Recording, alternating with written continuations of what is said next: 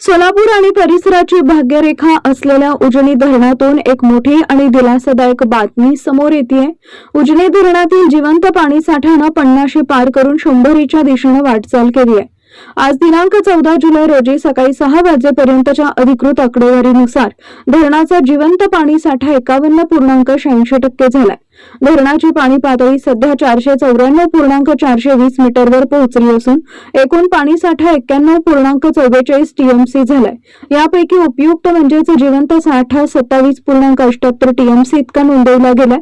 सध्या दौंड येथून धरणात 5504 क्युसेक वेगानं पाण्याची आवक सुरू असून सुदैवाने धरणातून सध्या कोणताही विसर्ग केला जात नसून पाणी साठवण्यावर भर दिला जातोय।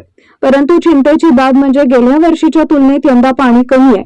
गेल्या वर्षी आजच्याच दिवशी उजनी धरण तब्बल 93.65% भरलं होतं आणि जिवंत साठा 50 टीएमसीच्या वर होता।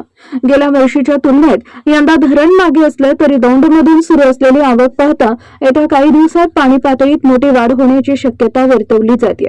थोडक्यात काय तर उजनीला 50 पार केल्यामुळे शेतकऱ्यांना आणि नागरिकांना मोठा दिलासा मिळालाय। यापुढील अपडेट्ससाठी पाहत रहा शिवशाही न्यूज।